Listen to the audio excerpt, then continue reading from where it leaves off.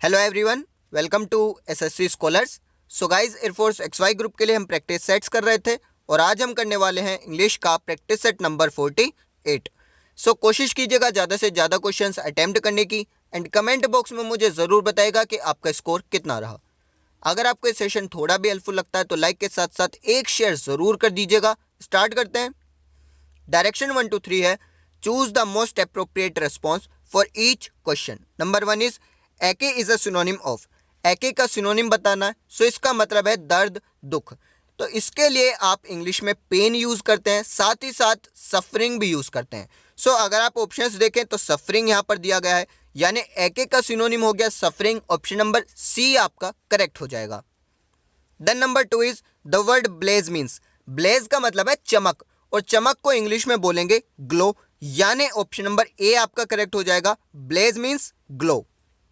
The word opposite in meaning to hold is. Hold का अपोजिट बताना है, सो सबसे पहले आपको इसका मतलब पता होना चाहिए। होल्ड का मतलब है पकड़े रखना। आपके पास कोई भी ऑब्जेक्ट है, कोई भी चीज है, आपने उसको पकड़ रखा है, यानी आपने उस ऑब्जेक्ट को, उस चीज को होल्ड कर रखा है। अब इसका अपोजिट क्या होगा? जो चीज आपने पकड़ रखी है, होल्ड कर रखी है, उसे आप छोड़ दीजिए, मुक्त कर दीजिए, यानी उसको रिलीज कर दीजिए, यानी होल्ड का अपोजिट हो जाएगा रिलीज। ऑप्शन नंबर बी आपका करेक्ट हो जाएगा। देन डायरेक्शन 4 to 5 आपका है one word substitution. Number 4 is lasting for 2 years, यानी कोई भी ऐसी चीज जो 2 साल में एक बार हो तो उसको बोलते हैं हम द्विवार्षिक।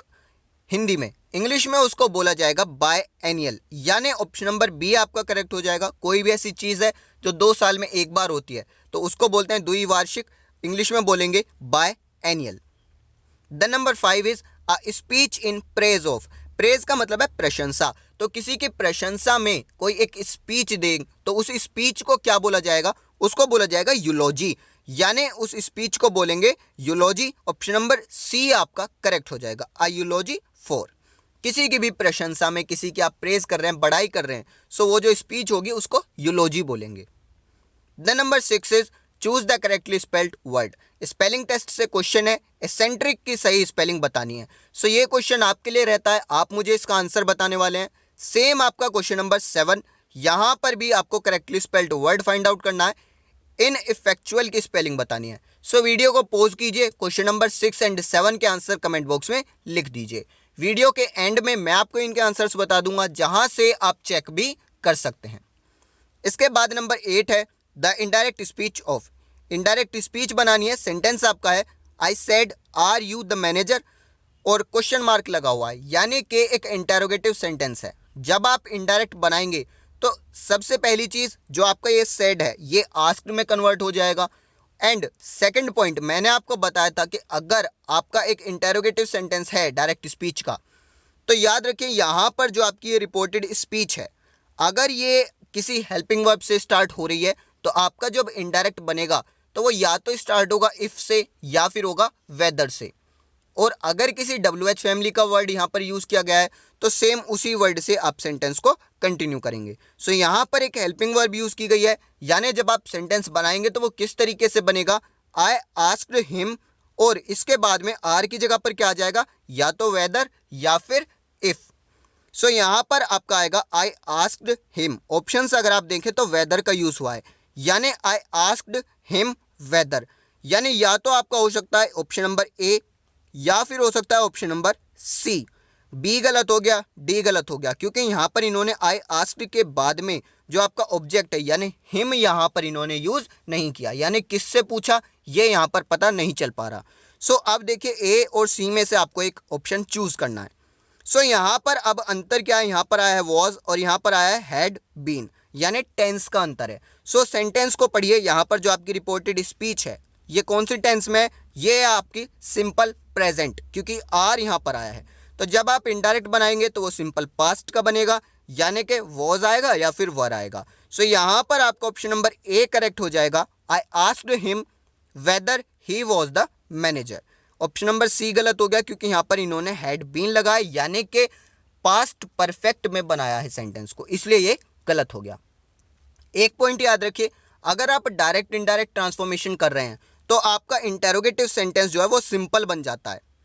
अगर आप एक्टिव पैसिव ट्रांसफॉर्मेशन कर रहे हैं तो आपका इंटरोगेटिव सेंटेंस ही रहता है। यानी यहाँ पर क्वेश्चन मार्क लगा था, यहाँ पर इसको सिंपल सेंटेंस बना दिया। अगर ये एक्टिव पैसिव का होता तो यहाँ पर जैसे क्वेश्चन मार्क लगा है, आप जब उसका पैसिव बनाते तब वहां पर भी क्वेश्चन मार्क आता। Then number 9 is what does the phrase a greenhorn mean. तो एक फ्रेज आपको दिया गया है ग्रीन हॉर्न, इसका मतलब बताना है। एक चीज याद रखिए, इंग्लिश में कहीं भी ग्रीन वर्ड आता है इसका मतलब है अनएक्सपीरियंस्ड, क्लियर, इनएक्सपीरियंस्ड पर्सन। सो यहां पर आपका ऑप्शन नंबर ए करेक्ट हो जाएगा, एन इनएक्सपीरियंस्ड पर्सन, यानी कि एक ऐसा इंसान जो कि इनएक्सपीरियंस्ड है उसको बोलेंगे ग्रीन हॉर्न। यानी एक ऐसा पर्सन जिसको बिल्कुल भी अनुभव नहीं है, एक्सपीरियंस नहीं है, उसको बोलेंगे greenhorn. Then direction 10 to 13 आपका है sentence improvement. Number 10 is the train left before she reached the station. So left को इंप्रूव करना है। एक चीज याद रखिए, ये जो आपका सेंटेंस है इसमें क्या हो रहा है, पास्ट टेंस के अंदर दो काम लगातार हो रहे हैं, यानी एक काम हुआ फिर दूसरा काम हुआ। कैसे पता चला, बिफोर से, यानी कि हुआ क्या है, पहले जो ट्रेन है वो जा चुकी है, उसके बाद में वो स्टेशन पहुंची थी। तो यहां पर एक चीज याद रखिए, अगर पास्ट में दो काम सीक्वेंस में हो रहे हैं, यानी एक काम हुआ फिर दूसरा काम, तो जो पहले वाला काम होगा, जो काम पहले हो चुका है, उसकी टेंस होगी पास्ट परफेक्ट। यानी जैसे यहां पर ट्रेन पहले जा चुकी है तो पहला काम क्या हुआ है, ट्रेन जाने का। सो ये जो आपका सेंटेंस है बिफोर से पहले वाला, ये होगा पास्ट परफेक्ट का, और जो काम बाद में हो रहा है वो होगा आपका पास्ट इंडेफिनिट टेंस का। सो यहां पर याद रखिए, पहले आपकी ट्रेन गई है तो यानी कि ये आपका जो सेंटेंस है ये होगा पास्ट परफेक्ट का, और जो बाद में काम हो रहा है उसके स्टेशन पहुंचने का, ये होगा पास्ट इंडेफिनिट का। सो ये आपका पास्ट इंडेफिनिट का है, क्लियरली आप देख पा रहे हैं, बिल्कुल करेक्ट है। आपको क्या करना है, ये जो सेंटेंस है द ट्रेन लेफ्ट, इसको बनाना है पास्ट परफेक्ट का। सो कैसे बनाएंगे, ऑप्शन नंबर सी टिक कर कर, the train had left before she reached the station.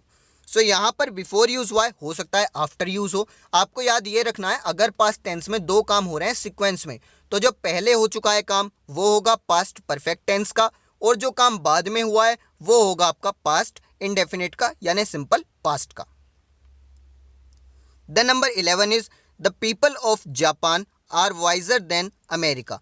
बहुत ही इंपॉर्टेंट क्वेश्चन है, बहुत ही इंपॉर्टेंट कॉन्सेप्ट है आपका।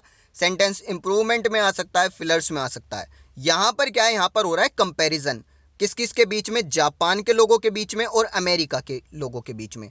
तो एक चीज याद रखिए, यहां पर आपका आएगा option number B, wiser than those of America, क्योंकि यहां पर जो कंपैरिजन हो रहा है वो दो देश के जो पीपल्स हैं, जो लोग हैं, उनके बीच का हो रहा है। सो यहां पर आप देन अमेरिका नहीं कर सकते, क्योंकि अगर आप देन अमेरिका करते हैं यानी आप अमेरिका का कंपैरिजन कर रहे हैं, अमेरिका के लोगों का नहीं। सो यहां पर अमेरिका और जापान के लोगों का कंपैरिजन करना है। सो यहां पर क्या हो जाएगा, the people of Japan are wiser than those of America.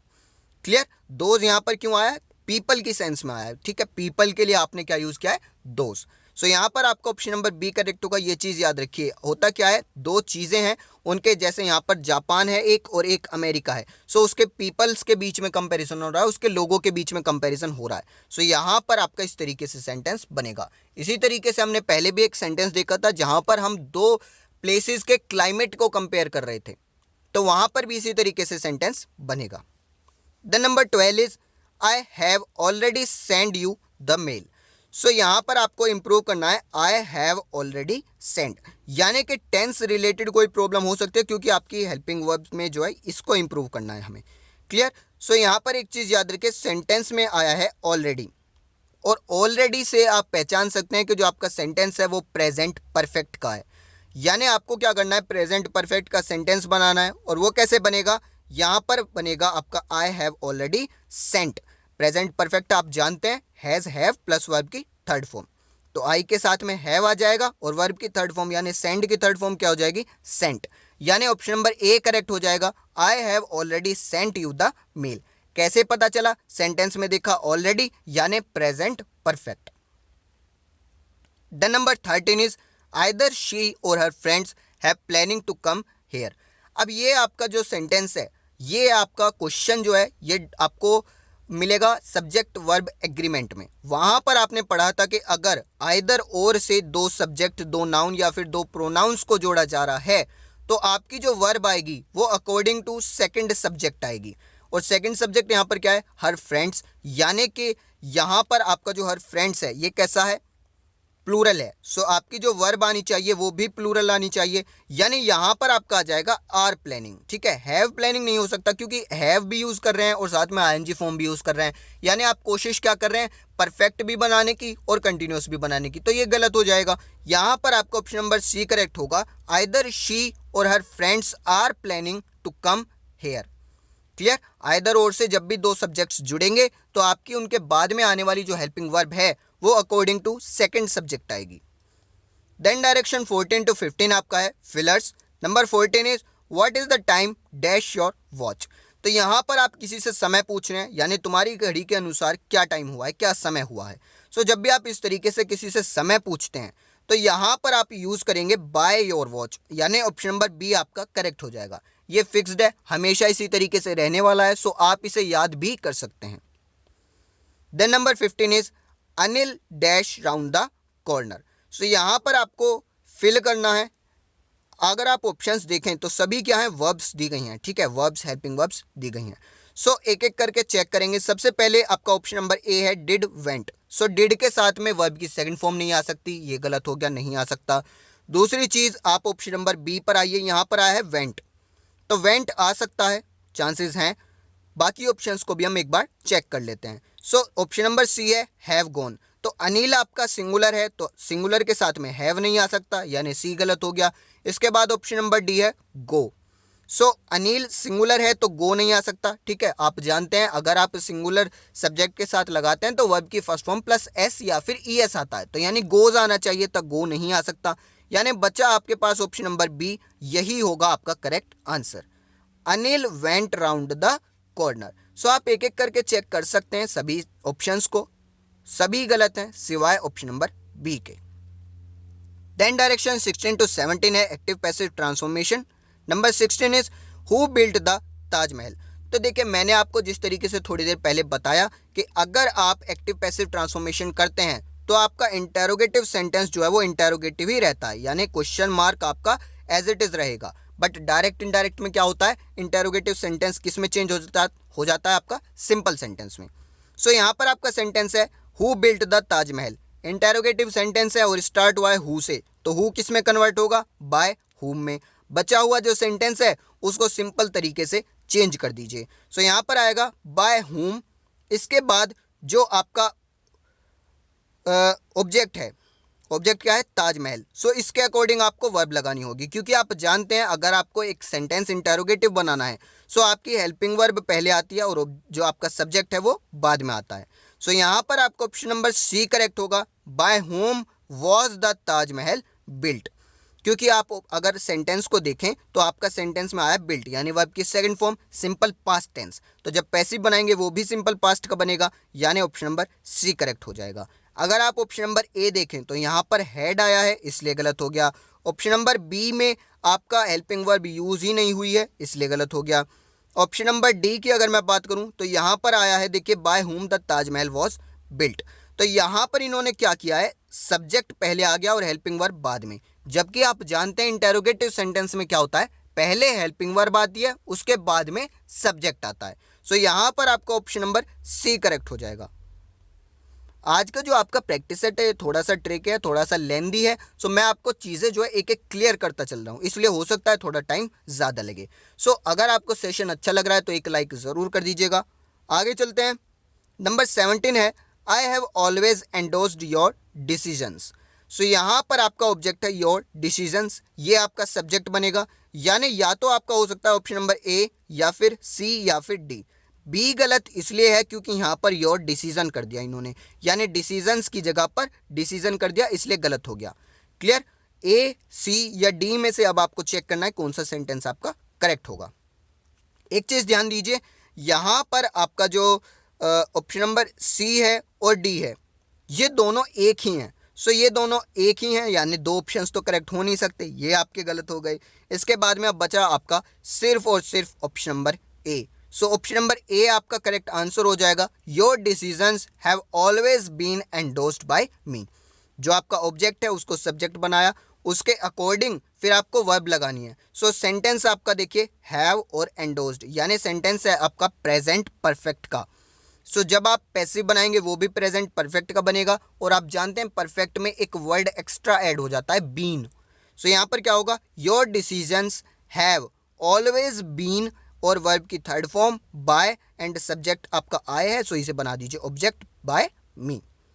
The number 18 is form a noun from the given word. Noun बनानी है, वर्ड आपको दिया गया है कंस्ट्रक्ट। कंस्ट्रक्ट का मतलब है रचना करना, किसी चीज का निर्माण करना, ठीक है, यानी कोई काम करना। सो ये है आपकी एक वर्ब। आपको क्या करना है, नाउन बनानी है। सो नाउन होती है किसी चीज का नाम। सो नाम यहाँ पर हो जाएगा आपका कंस्ट्रक्शन, ऑप्शन नंबर बी आपका करेक्ट हो जाएगा। कंस्ट्रक्शन क्या है, निर्माण कार्य, निर्माण जो आपका होता है उसका प्रोसेस जो है, उस प्रोसेस का नाम है कंस्ट्रक्शन, ठीक है। सो यहाँ पर आपका नाउन क्या हो जाएगा, कंस्ट्रक्शन, ऑप्शन नंबर बी आपका करेक्ट हो जाएगा।